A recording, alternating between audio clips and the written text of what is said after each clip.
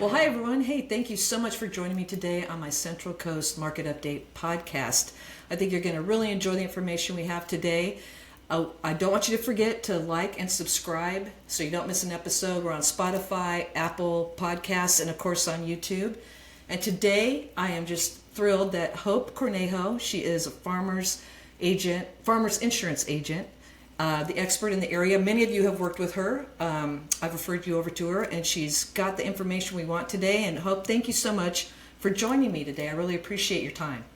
Thank you, Cindy. I really appreciate this opportunity to update your fans and followers. Definitely a lot have changed in the California insurance industry and other states, but we'll focus on California today. Yeah, that's wonderful. And you're the gal I wanted to have this information to. If you wouldn't mind, though, before we dig in, just telling us about your experience and a little bit about yourself. Okay. Well, I'm Hope Cornejo, and I'm originally from Bakersfield area and moved to Pismo Beach with my husband and family, 11 years ago. I've been in the insurance industry for 10 years, but specifically with farmers for the last 7. Just celebrated my 7th year this June. Yay, me. Nice. Yay. So we moved here, got out of the heat. I enjoyed this. I've made so many friends. I met you, Cindy, way before we moved here, so you're one of the top real estate agents that I've been pleasure to meet. You're a sweetheart. Thank you for that. Yeah.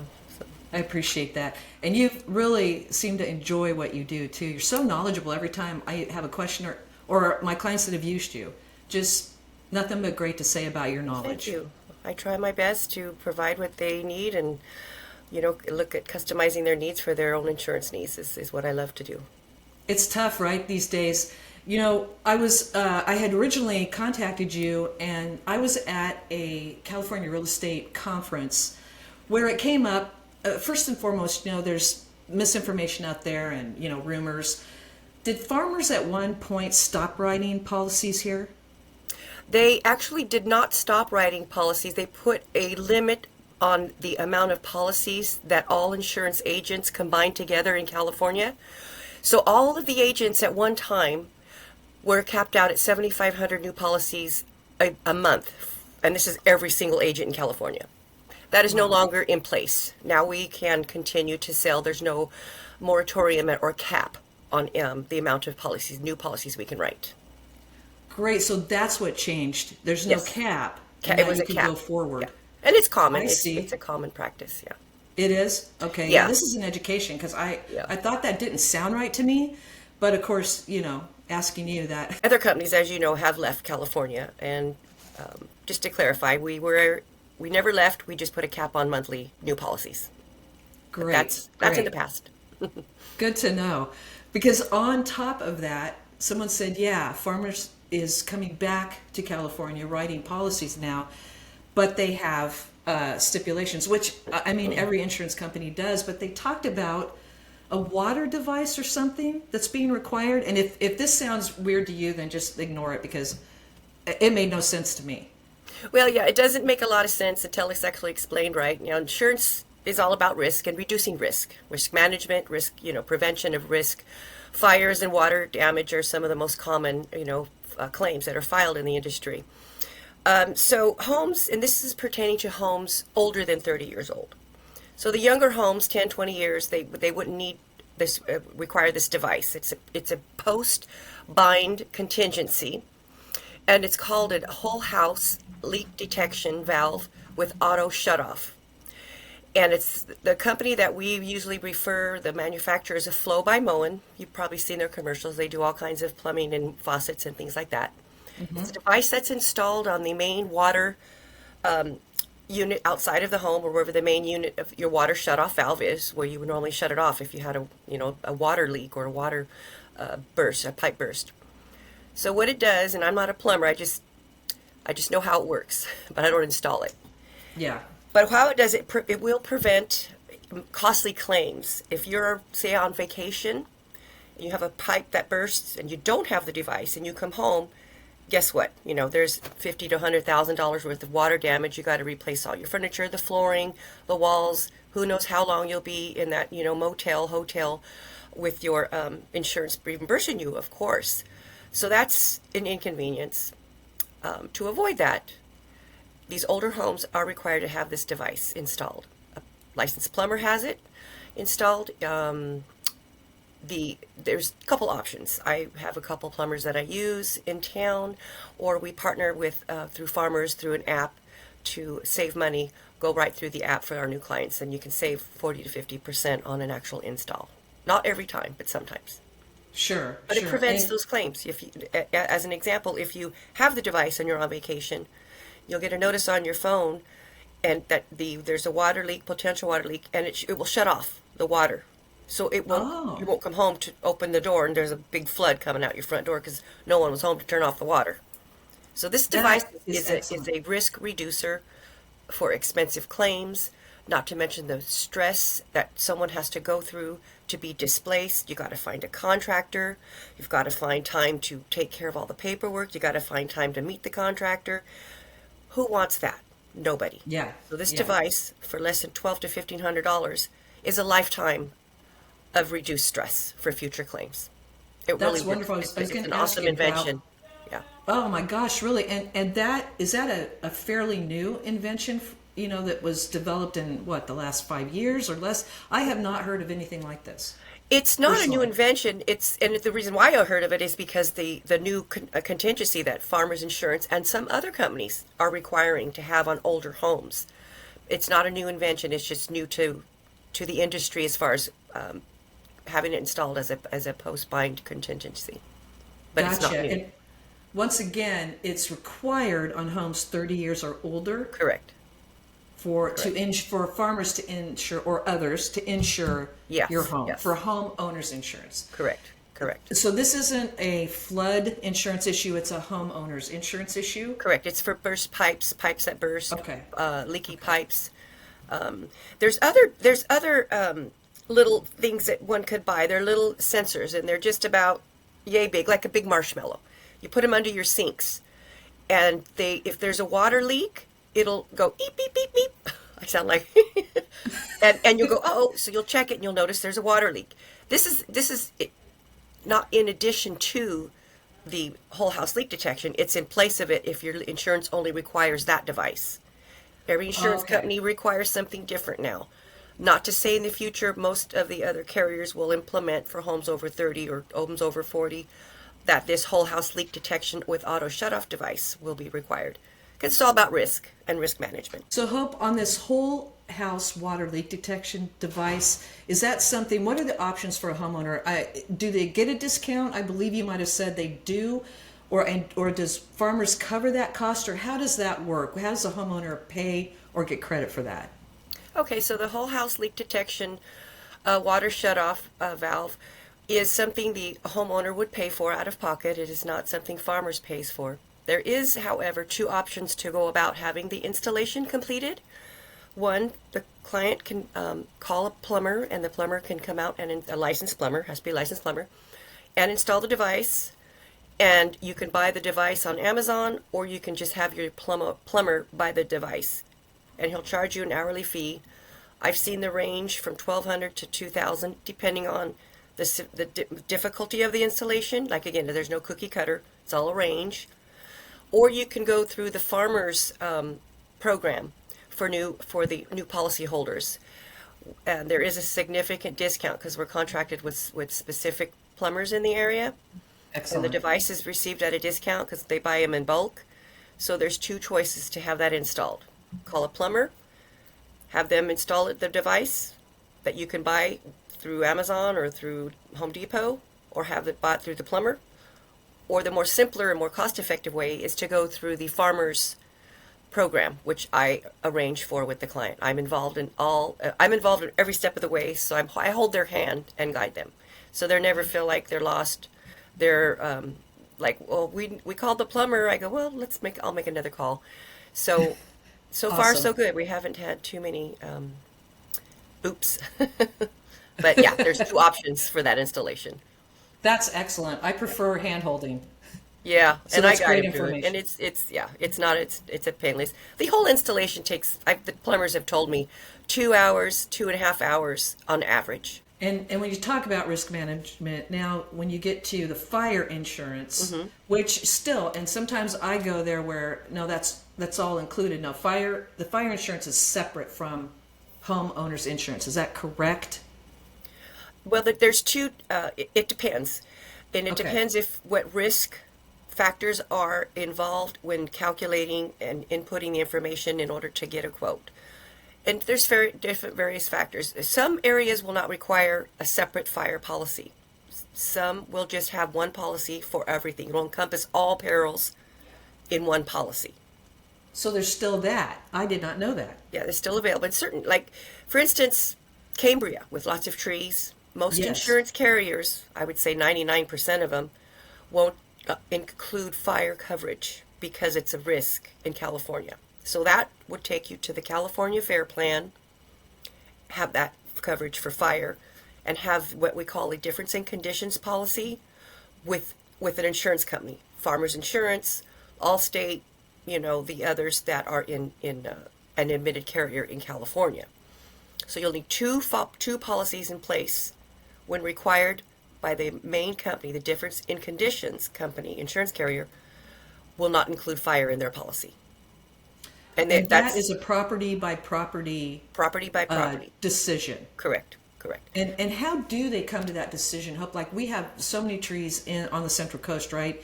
Even Pismo and Arroyo Grande, and when you get out in the rural area, but then like Cambria, that's close to the coast.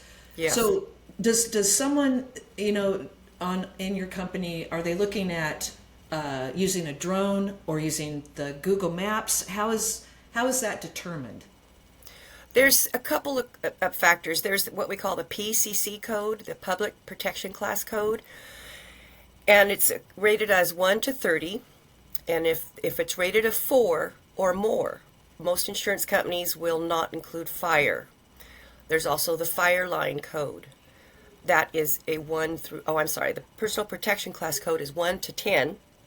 If it's a 4 to 10, most companies will not insure for fire in California. However, if there's the Fire Line Code, there's a scale of 1 to 30. 15 being half. That's on a slope. That's a lot of not as easy access for the fire department. Also, if the fire department's further than 5 miles from the home, those all are considered factors in rating about the fire and the fire coverage that an insurance company will offer or deny. So mostly in the Central Coast, and if they're more than 5 miles from a fire department, they're going to need the California Fair Plan. Like where I'm from Bakersfield, and we have downtown Bakersfield, there's fire departments probably on every corner. Yeah. Like they would just need one policy, and we have insurance. Insurance companies, they're less risk for massive wildfires. Those are more prone towards the hills, the mountains, and things with the trees, of course. For areas like that. So if I understand you right, there's zoning with these number or scales numbers that you look at. Okay, you're in a 1 to 10, and so your insurance is X. You're in a different area, like you just said, downtown Bakersfield or somewhere like that, where then you're in a different policy that's all encompassing. Correct. Yeah, you'd be on like a 1 and a 1 on the fire line, and a 1 maybe usually for the PCC code. And then it's just one policy that will encompass all the perils, including fire. Gotcha. So each address, each zip code is different. The main zip code, like for our area, is Cambria. It's full of trees. So when someone calls, they're in Cambria, I already know they're going to need the California Fair Plan, because the insurance carriers that I deal with, in addition to farmers, I am a broker for others. They do not include fire for those high-risk areas. And are you seeing on the Central Coast here, mostly it is in that zone of you need a separate insurance? About 75%, yes, about 75%, which is high. It never, was that when I first started, but things are changing, and they're very challenging in the California insurance market right now. Industry, I imagine, to say the least. I know, and it's it is frustrating on your end too. Yeah. We as consumers get frustrated, but so do you. You're like, I'm sorry, I have to deliver this news, but these are our parameters, and yes. that's just how it goes that way. I wanted to touch on the insurance policies. Many of us, including me, think that, oh, okay, farmers doesn't cover fire and that's it. So now we have to have California Care. And I think we get confused. Okay, so California Care now covers all of my insurance. And I don't think that's correct, right? You have a supplement, I think you mentioned, but if you could expand on how that works, if California Care is only for the fire and then farmers, expand on that and explain that a little bit. Okay, so the California Fair Plan was established in 1968, and it's been around a very long time. But more and more people are hearing about it because of the situation California is with fire insurance coverage and the availability of it. So, if the main company, as an example, Farmers Insurance, rates the property, if it's rated high risk, then they will not insure for fire, the peril of fire. You have to go get the California Fair Plan, which I'm a broker for. And then the California Fair Plan, what they don't cover, the Farmers Insurance is what we call a difference in conditions policy. And mortgage companies will require this if you have a mortgage. If you don't have a mortgage, then you don't have to worry about it. But they'll require both policies to be in place to cover the asset, the home, the dwelling. So Got you. And it was a what conditions policy you said? It's called a difference in conditions policy. Difference. Yeah, DIC Okay. we call it. And so whichever main company, it could be Farmers, it could be Bamboo. I'm a broker for Bamboo Insurance. I'm also a broker for Aegis Insurance, among many other carriers that are admitted in California. So in addition to Farmers, I have access to other carriers. So they would be the difference in conditions in addition to having the fire insurance policy. Two policies in place, the perils are covered, and that would fulfill the mortgage company's minimum requirements. Because if you're working with a lender, they're going to require both of those in place. That's right, and that's a good point that you bring up. If you have a mortgage, like Hope said, you have to have this coverage. If you own your house outright or you pay cash, then you should get it. You should get it. You aren't required. No, and you'd be surprised. It wouldn't be smart. There's a client in Pismo, and Pismo's not a big fire. He says, "That's a lot of money for a fire policy with the California Fair Plan." You know what? I don't have a mortgage. I'm not gonna get it. And then there was the fire close to the, but they got it. But it's people do. It came down that hill. Yeah, there's several people. Even in Thousand Oaks, I have a client that has a home here in Cambria, insures the home in Cambria, does not want to have fire insurance because it's over $10,000. Now it's over $15,000 a year for fire insurance. But it's an option if you own your home. It's not. It's a risk you take. I wouldn't advise it. I know you wouldn't either, but everybody's different. Hope, are you using, and are you familiar with this, the drones? Recently I've had a couple of folks say, I don't know what insurance company it was, I have no idea, but using drones to look at roofs of folks that are already insured, maybe they've had their policy for a bit, and this drone flew over the roof, and the insurance company contacted this woman and said, we notice your roof is in bad shape, you need to replace it or we will cancel your policy. Is that something your company is using or a tool that you're using in that way? Yeah, insurance companies will use satellite imagery as well as low-flying, aircraft known as drones, to look at risks of debris on the roof, fire hazards, dry limbs around the yard, old wooden fences that are maybe fallen over that are a risk for liability claims and or fire claims. So in that instance, like other insurance carriers, the homeowner will be notified by a letter stating you need to, clean the debris, that's a hazard, clean the fence, whatever is whatever's causing the risk or can create a risk. And they would need to repair that or replace the fence in order to be reinstated or to keep the policy in place to remedy the risk. And how do you determine, what properties, like say in my mind, okay, this drone needs to go to this address. Is it random? Or I'm sure if someone, was canceled or they delayed in a payment or maybe something like that, but how would you determine how these drones would get issued to what properties? Like this seems so random. It probably wasn't because, I'm ignorant of that. Yeah. and I understand the concerns on that. I know initially with new home policies, there are several different factors for the home inspection. We use third party home inspection companies like most insurance companies. They don't keep staff for that. So our third party vendors notify the client. They can do one of two things. They can have the insurance inspector come and take pictures of just the outside of the home. They don't do the inside.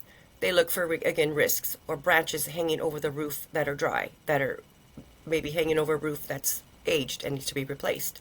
Mm-hmm. This is for new policy. So usually everything's already done through the process of appraisal, and we can see what things need to be remedied before the escrow closes. So they can either have the on-site vendor, one of our two that we use, or we can have a drone go over and look at the risk. It's not common. Some people they prefer to do their own self-inspection or take their own pictures and just upload it through the app. But we don't force the issue. It's not mandatory that if they prefer not to have a drone, they would just have to let us know, let the inspector know, is that, you feel like my privacy is being invaded. Then they'll have another form of inspection. A person would show up, get a ladder, and look at the roof, which is the old-fashioned way, I call it. Yeah, exactly, the way it used to be, right? Yeah. Where they're just looking for risks and dangerous, debris, and it happens. It's to protect the client, obviously, and to protect the asset that the insurance company insures. That's such good information that the drone is not mandatory. Where somebody, I can see people would feel like, for instance, when I have a gal that does drone shots of my listings, and we've had complaints. People going, what is that? Why is that there? Yeah. So it's good to know that that's not something that's forced. Yeah, as far as I know, another way. Yeah, correct. And as far as I know, because everybody has an option for home inspection. You can have the drone. You can have a self inspection, which is just photos from the outside, specific, probably 10 photos at the most, and one of the roof. Then it's done. Or you can have the inspector show up on foot, climb up with a ladder, or they'll tell them whether may I use a small drone to look at the roof. If they deny that or say, no, I don't want you to do that, that's fine. They're not going to force that issue. As far as I know with our company, I don't know about other companies though. Good to know. That is such good information. Yeah. I'm sure that makes people feel a little bit more at ease, with that kind of thing. No one wants a drone because, people want their privacy, and you do have the option. Sure. So. Sure. Good. Now, another question for you. There's a lot of folks, we all are wondering, right? How can we save? Is there a way to save money or discount a premium or on an insurance plan? And you did mention, I want to go back for a minute. That water device is required. It's not something that would give you a discount necessarily.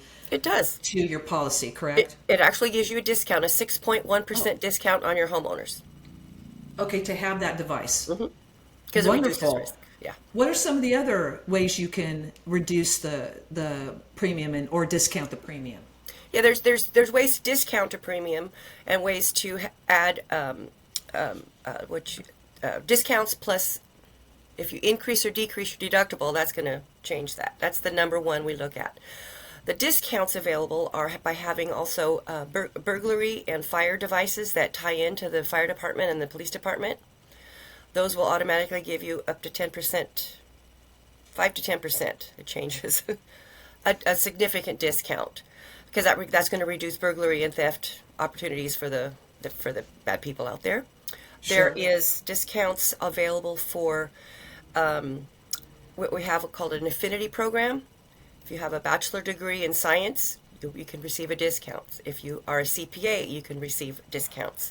If you're a doctor, if you're a lawyer, real estate agents and brokers can also receive a discount through the program. So if you add all the discounts up and you bundle your home and auto, have an umbrella policy, maybe add an earthquake policy, all these will give you discounts on your home premium and have those in place. So there's actually quite a long list of ways to reduce.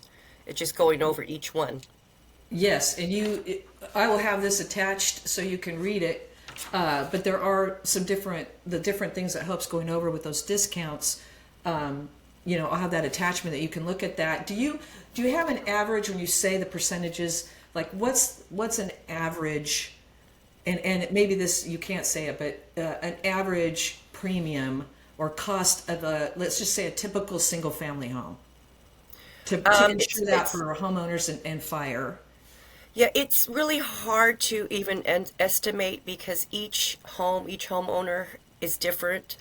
Each dwelling is a dwelling coverage A is going to be a different amount than the neighbor even. It depends on if they want options, if how much liability do they want, 100,000 or a million. So there's no cookie cutter for homeowners. It's almost impossible for me just to blurt out amount because it's customized to each person's needs. That makes sense. And that families' makes a needs, lot yeah. of sense. Yeah. Yeah. And especially, like here on the Central Coast, every property is practically, well, not practically, every property is so different from the other. There's no two houses alike rather than, it might be easier for you to answer if it was, subdivision after subdivision of like homes, maybe. That this is the average in that neighborhood, right? It's hard to do here. Yeah. And people, their coverages can vary. They might want to increase coverages for jewelry, increase coverage for their exterior pipes, increase coverage for their personal property, increase coverage for separate structures that they have that their neighbor doesn't. So it's not a cookie cutter solution. We customize it to the family's needs. And for sure, we're going to say bundle. When you bundle, you save money. I mean, there are some gimmicky commercials out there, but that is the truth, right? You can it is the truth, yeah. Some good money bundling. And that's car, home, right? You said something about jewelry. Is that something a typical policy would cover, or would you have to add that coverage? Normal policies with most insurance companies for jewelry, I believe it's only $2,500 max. Usually someone's wedding ring would be more than that in this day and age. Gold jewelry that you get from your grandmother, you want to have that extra added. So you can do one of two things. You can itemize jewelry that would require an appraisal or a recent receipt of how much it cost, or we can get just a general all inclusive, not all inclusive, increase the jewelry to 10 to 20,000 just based on a bundle of jewelry, not specific. A wedding ring with a receipt or an appraisal. My grandmother's antique jewelry necklace that she gave me is worth 10,000. You want to itemize those and specific, have one policy just for that instead of I see. Like I just put 20,000 in addition to the 2,500 as a general for just all my jewelry that's sitting on my dresser. And gotcha. Because when you itemize it, you have to have an appraisal or a current receipt within, I believe, 3 to 5 years. That makes what sense. it costs. So you're not just throwing some blatant number out there, Yeah. it's not even real maybe. Yeah, so that's exactly, there's so much fraud going out there. Insurance companies, want to protect themselves and avoid that, obviously, the fraud, scamming and fraud. And this might seem like an obvious question, but if this is correct, it doesn't cost anything to just give you a call, chat with you about needs. Here's what I've got, here's my home, here's where it is, and have a consultation with you to see what might work. For instance, folks might want to say, hey, how do I bundle this? Some people think, and even in my profession, to come and look at your home and give you a valuation that I charge something for that, but I don't. It's a consultation. It doesn't cost anything. Would that be true of what you would provide?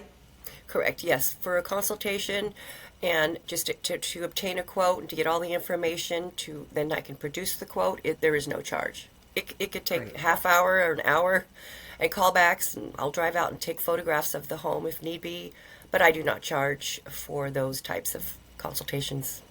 Wonderful. That's where we want it, right? People get their information and hopefully, people appreciate that. Appreciate the time and effort it takes, right? It's a question session just to get all the information needed to provide an accurate quote for the client. You bet. Where do you see, Hope, if to kind of pick your brain a little, have you seen insurance, the insurance in California ease up after it was so difficult? It's still difficult, to get policies on some homes, but you see it easing up. I mean, it sounds like farmers it's eased up more. Like you said, now there's not a moratorium anymore on policies. Do you see the insurance going that direction as we move, into the next few years? Yeah, we're actually very busy. All of us are very busy with new clients and continuing clients.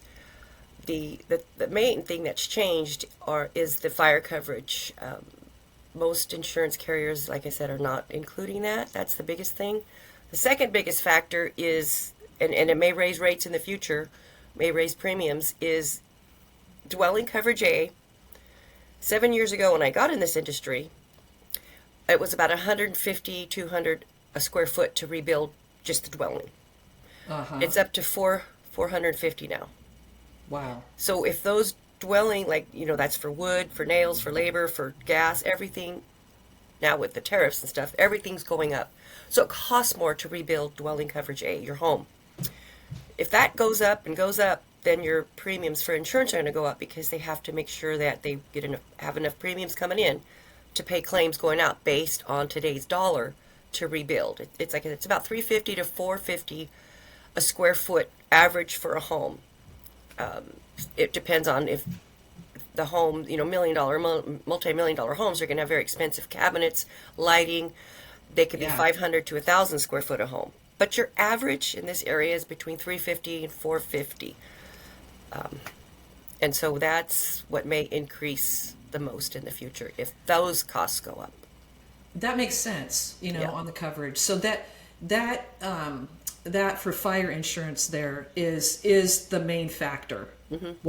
What it's going to cost. That's what causes those premiums to be high for folks to pay for that. What's your rebuild cost, etc. Okay. The rebuilding of coverage A and the replacement of separate structures are now, if you have a nice gazebo and a patio set, you built it 10, 15 years ago, well, it's not going to be that cheap. To replace it's going to be costly now. So all those take into consideration when getting insurance for a home. Separate structures, your fence, is the fence metal, is the fence wood, what type of fencing, what type of patio, all those come into place. And it's very expensive to replace those now than before. Yeah, you bet. So the insurance companies request rate increases to the California State Commissioner. His name's Ricardo Lara. And he is, if he doesn't approve the rates, that's what's part of the problem, in my opinion. They leave California altogether, giving the choices for people less and less choice, not as many options. And if they do get their rate increase that they request, he won't be revoted because he's voted into the state. Some states don't use the voting. He's on the ballot, his position. Right. Some don't. They're appointed by the governor. They don't have to go through the voting process. So he wants to keep his position. So he's trying to please the public by not approving the rate increases. But then the insurance company says, well, if you're not going to approve our rate increase, we're getting out of California. So they're butting heads like this. Nobody wins. No, nobody does. And the consumer loses the most, right? No. Right. Consumer loses. Nobody so wins. This is a good point because I didn't realize that this guy, it was all lost on me, either approves or doesn't approve. And then insurance companies go, well, bye-bye if you're not going to do that. And, so if the cost of materials and such come down, right, then it would make sense that, the premiums and all of that would follow suit. Or once for instance, if he said, okay, I approve these higher rates, they're going to stay there without any adjustment if the cost of materials go down? I mean, this is some, if you can answer that even, I don't even know. Yeah, I don't. We have a whole team. People work on rates and that, so I don't know how that works. I have no experience in how they require or request rate increases. It can take a year or two. I don't know if what would happen. I don't work in that part of the company, so I couldn't answer that to be accurate and honest and knowledgeable enough to know. But that's something I could look into for a future podcast and learn more about how our farmers insurance, how they go about the rating and requesting, because that would be something interesting. You bet. That would be wonderful, because definitely I'd like to have you back from time to time to update us, or some subject you think it'd be good for us to know. Absolutely, that's what I'd like this podcast to be about. This information, and today, you cleared up for me personally a lot of things that I had wrong, and I think it's a really good thing to know that farmers, the moratorium and all that has backed off, and you're writing more policies, which is really good.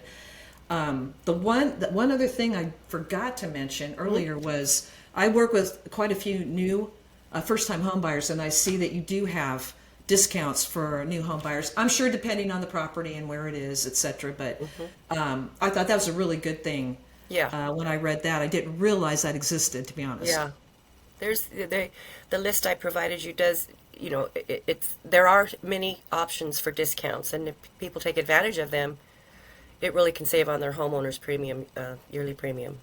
I can see that. And again, if you want to reach out, I can email it to you or reach out to Hope with questions that you have about those discounts. But I think it's real important to know about those and save you money. Of course, asking Hope for her professional opinion on if that would work for you.